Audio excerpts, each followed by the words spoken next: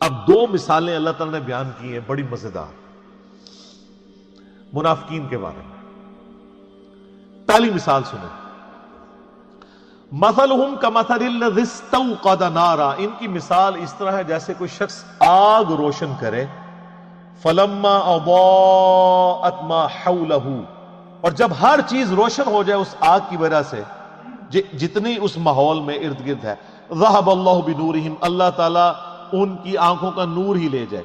وترکہم فی ظلمات لا یبصرون، اور ان کو اس گھپ اندھیرے میں رہنے دے جہاں ان کو کچھ سجھائی نہ دے.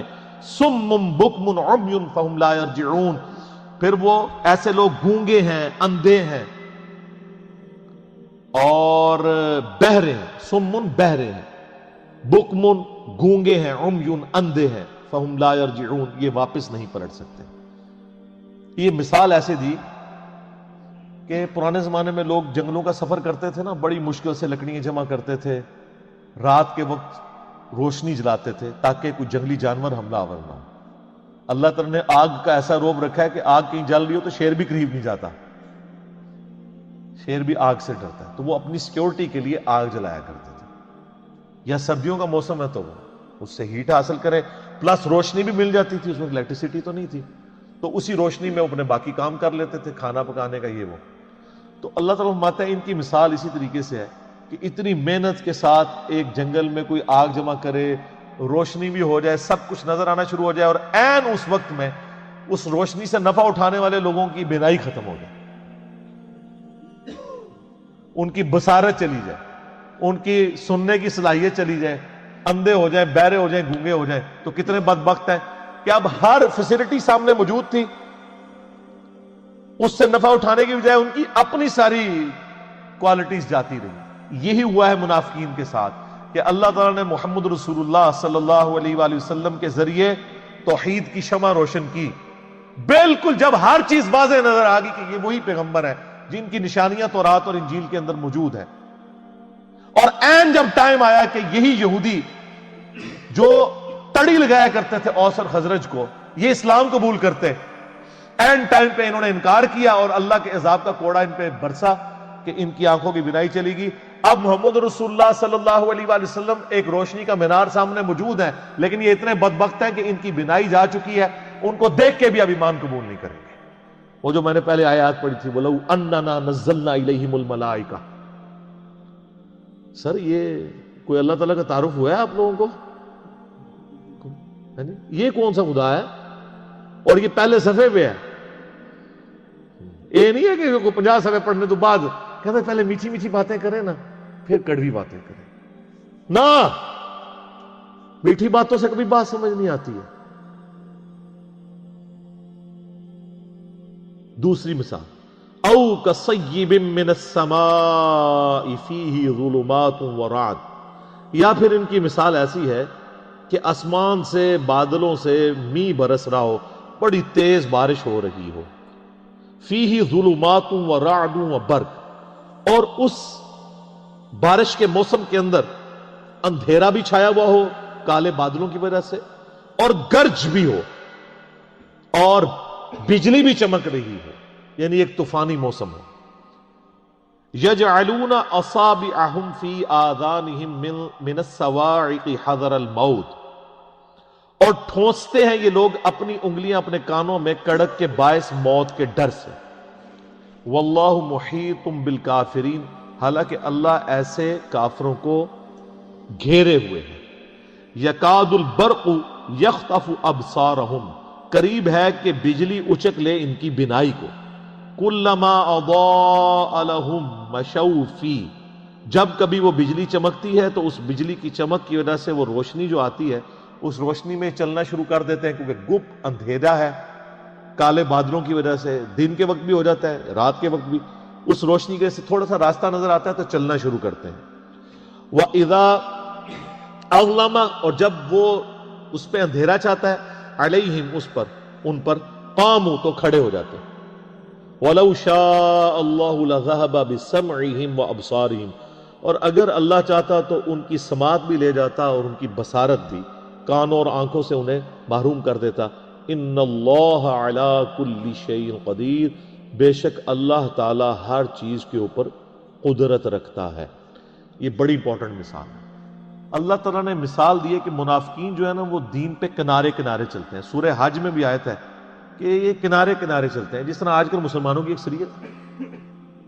اگر کوئی نوجوان بچہ دین کے اوپر چلنا شروع کرتا ہے وہ کہتے ہیں یار کیا تو نے جوانی میں روگ لگا لیا ہے, داڑھی رکھنی کو ضروری ہے, بس اپنی چپ کر کے نماز پڑھو. جو تھوڑے اور لبرل ہیں وہ کہتے ہیں نماز ہی پڑھنی ہے نا گھر ہی پڑھ لو. کیوں فنیٹک بن رہے ہو؟ حالات و واقعات جب فیور میں ہو تو سب ٹھیک, جیسے ہی مشکل آئے تو ساتھ ہی وضو ٹوٹ گیا.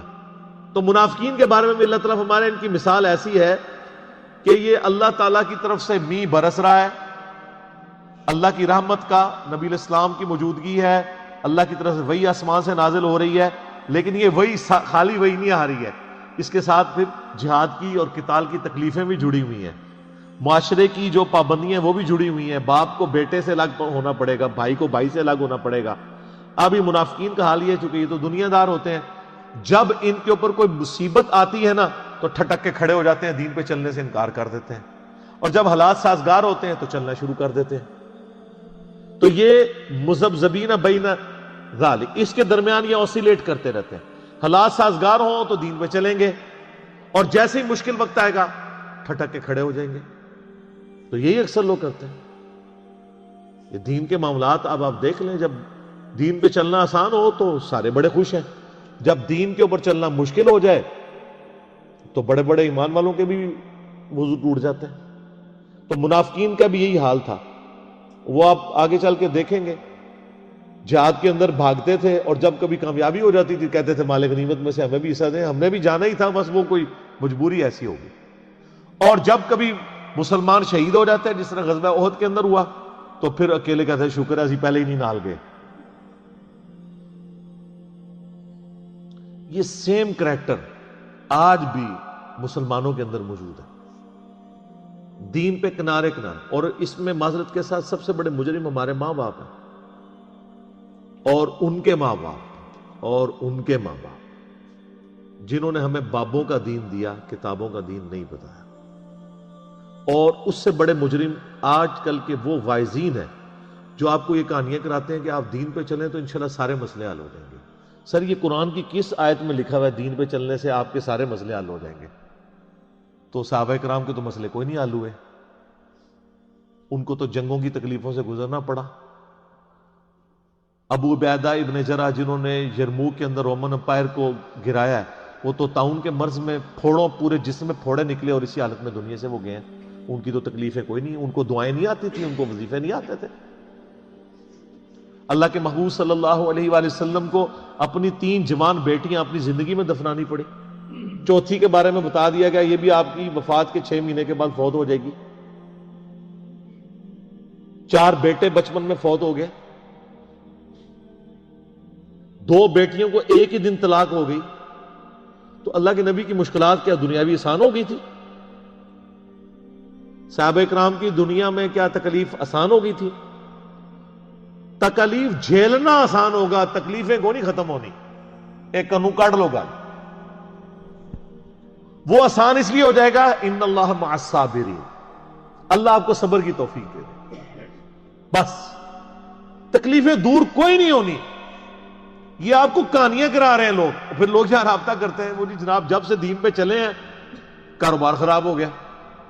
تو ہمیں تو بتایا گیا تھا کاروبار چمکے گا, کہانی کرائی گئی تھی. ایسا تو نہیں ہوگا, مشکلات آئیں گی. جامع ترمذی میں ابو داؤد میں حدیث ہے کہ سب سے زیادہ تکلیفیں اللہ تعالیٰ کی طرف سے پیغمبروں پہ آتی ہیں, اس کے بعد ان پہ آتی ہیں جو ان کے بعد سب سے بڑھ کے اللہ کو محبوب ہوتے ہیں, اور اس کے بعد ان پہ آتی ہیں جو ان کے بعد سب سے بڑھ کر اللہ کو محبوب ہوتے ہیں. حتیٰ کہ انسان پہ یہ تکلیفیں آتی رہتی ہیں اور اس کے بدلے اللہ اس کے گناہ معاف کرتا رہتا ہے, اور جب وہ دنیا سے اٹھایا جاتا ہے تو پاک و صاف اٹھایا جاتا ہے. سر پھر آپ دیکھ لینا, اسی لیے المستدرک الحاکم میں جب سیدنا ابو ذر غفاری رضی اللہ تعالیٰ عنہ کا چیپٹر باندھا ہے نا امام حاکم نے, تو پہلی حدیث یہی لے کے آئے ہیں جو میں نے بیان کی ہے کہ سب سے زیادہ تکلیفیں کس پہ آتی ہیں؟ انبیاء پہ, اس کے بعد ان کے اوپر آتی ہیں جو انبیاء کے بعد. وہ یہ بتانا چاہ رہے تھے کہ ابو ذر غفاری کی پوری زندگی غموں سے عبارت ہے, تو کوئی یہ نہ سمجھے کہ ان پہ غم کیوں ہے، تو وہ اس لیے کہ یہ انبیاء کے بعد سب سے بڑھ کر اللہ کو محبوب بندوں میں سے ایک بندہ تھا. اور میرا کلپ بھی آپ ذرا یوٹیوب پہ ایک اشک بار آنکھوں سے سننے والا کلپ ہے سیدنا ابو ذر غفاری صادق کے نام سے، تو آپ کو پتہ چلے کہ ان کی زندگی میں ان کو کیسی مشکلات اٹھانی پڑی. تو تکلیفیں جڑی ہوئی ہیں، ان کی تکلیفیں تو کوئی دور نہیں ہوئی. سیدنا ابو ذر غفاری رضی اللہ تعالیٰ عنہ کی، ان اللہ علی کل شیء قدیر، بے شک اللہ تعالی ہر چیز پر قدرت رکھتا ہے. اللہ کی قدرت یہ بھی ہے کہ کسی کو زبردستی ہدایت دے دے، لیکن اس نے فیصلہ یہی طے کیا کہ جو کوشش کرے گا نا، پہلی کوشش آپ نے کرنی ہے. انا ہدیناہ السبیل اما شاکرا و اما کفورا، ہم نے راستہ ہدایت کا واضح کر دیا، اب تمہاری مرضی ہے، چاہے تو شکر گزاری کی روش اختیار کرو، خواہ نہ شکری کی. اللہ نے زبردستی ہدایت کوئی نہیں دینی، یہ اس کی ضد ہے. اس نے اپنا رول ہی ایسا رکھا. ابو الحکم تھا ابو جہل، حکمت کا باپ، سارے فیصلے کرتا تھا وہاں کے بڑے بڑے، سمجھ لیں وہاں کا چیف جسٹس تھا. اور اسی کے غلام ہے سیدنا یاسر، سیدہ سمیہ ان کا بیٹا عمار بن یاسر رضی اللہ عنہم اجمعین وعلیہم السلام اجمعین ورحمہم اللہ اجمعین. لیکن آپ دیکھ لیں اس ابو جہل کو ہدایت کوئی نہیں ملی ہے. سیدہ سمیہ کو مل گئی، سیدنا یاسر کو مل گئی، اور ایسی ہدایت ملی کہ جان بھی انہوں نے اپنی لٹا دی، اسلام کے پہلے شہید بنے، اور ابو جہل کو بات ہی نہیں سمجھ آئی. امیہ ابن خلف کو سمجھ نہیں آئی، ان کے غلام کو سیدنا بلال کو سمجھ آ گئی. تو جو کوشش کرے گا اس کے لیے ہدایت ہے، ورنہ کوئی ہدایت نہیں ہے. سیدھی سیدھی چنڈی جی اللہ کی طرفوں، بالکل کنو کاٹ لو گال. اور یہ نا یہ وہ جیسے الیاس قادری صاحب وہ مدنی چینل پہ اتنا بڑا انہوں نے لکھ کے لگایا ہوتا ہے نا، وہ بیج لگائے ہوتے ہیں، غیبت کے خلاف جنگ جاری رہے گی. سر یہ گلے میں تختی لٹکائیں کہ خدا بابوں کا خدا اور ہے اور کتابوں کا خدا اور. یہ تختیاں جو ہے نا آپ کے گلوں میں لٹکی ہونی چاہیے، اس کے بیج بنائیں، یہ اپنے گھروں کے باہر لکھ کے لگائیں. میں تو کہتا ہوں مسجدوں کے باہر یہ لکھ کے لگائیں، کتابوں کا خدا اور ہے اور بابوں کا خدا اور، تاکہ لوگوں کو پتہ چلے. ایک شعر اور بھی لکھ دیجیے گا. کون سا؟ نہ میں وابی نہ میں بابی، میں ہوں مسلم علمی کتابی. اور یہ علمی کتابی ہے، سورہ احقاف کی آیت نمبر 4 ہے، ایتونی بکتاب من قبل ھذا او اثارۃ من علم ان کنتم صادقین. نبی فرماؤ اگر تم قرآن کو نہیں مانتے، اس قرآن سے پہلے جو کتابیں نازل ہوئی ہیں یا کوئی علم کے آثار آئے ہیں تو اس سے بات کر لو. علم اور کتاب دونوں آئے ہیں، علمی کتابی بھی قرآن میں موجود ہے. ٹھیک ہے جی. اللہ تعالیٰ سے دعا ہے جو حق بات میں نے کہی اللہ تعالیٰ ہمارے دلوں میں راسخ فرمائے. اگر جذبات میں میرے منہ سے کوئی غلط بات نکل گئی، اللہ تعالیٰ ہمارے دلوں سے محو کر دے، ہمیں معاف بھی کر دے، ہمیں کتاب و سنت کی تعلیمات پر عمل کر کے دوسرے بھائیوں تک پہنچانے کی توفیق عطا فرمائے. اللہم صلی علی محمد وعلی آل محمد کما صلیت علی ابراہیم وعلی آل ابراہیم انک حمید مجید. اللہم بارک علی محمد وعلی آل محمد کما بارکت علی ابراہیم وعلی آل ابراہیم انک حمید مجید. سبحانک اللہم وبحمدک اشہد ان لا الہ الا انت استغفرک واتوب الیک وما علینا الا البلاغ المبین. جزاکم اللہ خیرا. پھری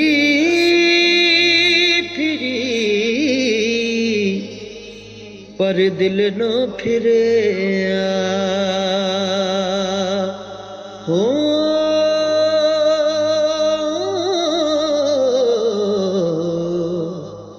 لینا کی تسبیح ہتھ پھڑ کے ہو